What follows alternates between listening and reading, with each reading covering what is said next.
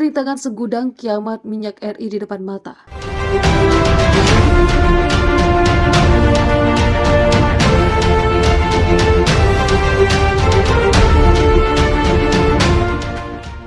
Minyak dan gas bumi menjadi salah satu sektor yang memiliki peran penting dalam penerimaan negara dan perekonomian RI.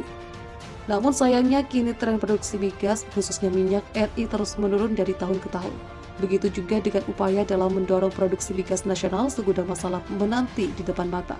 Wakil Ketua Komisi 7 DPR Maman Abdurrahman menjabarkan sejumlah tantangan yang dialami sektor migas nasional. Dia menyebut setidaknya ada 6 tantangan yang dihadapi industri hulu migas RI. Pertama adalah dibubarkannya Badan Pelaksana Kegiatan Usaha Hulu Migas (BP Migas) oleh Mahkamah Konstitusi pada 2012 lalu, yang kini berubah menjadi Satuan Kerja Khusus Pelaksana Kegiatan Usaha Hulu Migas.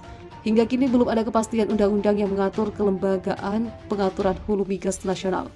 Oleh karena itu, menurutnya kepastian kelembagaan pengatur hulu migas RI akan diatur dalam revisi Undang-Undang Nomor 22 Tahun 2001 tentang minyak dan gas bumi yang ditargetkan akan dituntaskan DPR pada 2022 mendatang.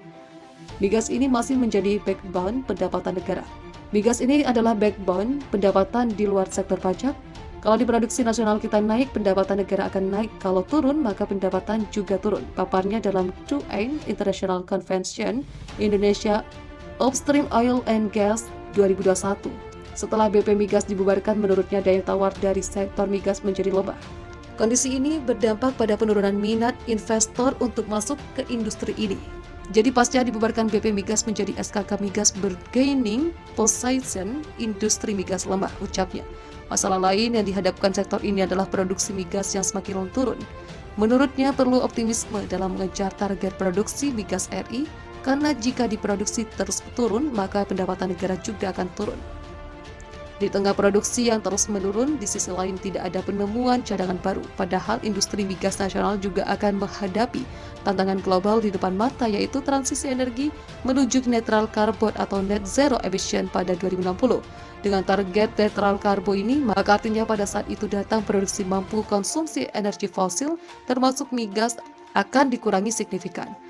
Menurutnya, sebelum Indonesia mencapai negara karbon pada 2060 mendatang dan fosil semakin ditinggalkan, Maman menyarankan agar eksplorasi dan eksploitasi semakin digenjot. Selanjutnya, tantangan lain di sektor migas adalah banyaknya investor besar yang hengkang dari proyek migas RI, misalnya saja Shell yang berencana hengkang dari proyek gas Masela, lalu Chevron yang berencana keluar dari proyek gas laut dalam Indonesia Deepwater Development. Guru Besar Hukum Internasional UI Hikmahanto Juwana meminta pemerintah Indonesia tidak menanggapi protes Cina. Hikmahanto bahkan mendorong Bakamla memperketat pengamanan di wilayah pengeboran rig lepas pantai di Laut Cina Selatan atau LCS. Menurut Hikmahanto, ada beberapa alasan kenapa Indonesia tak perlu merespon protes Cina. Salah satunya Indonesia tak pernah mengakui NDS Line atau 9 garis yang ditetapkan Cina di Laut Cina Selatan.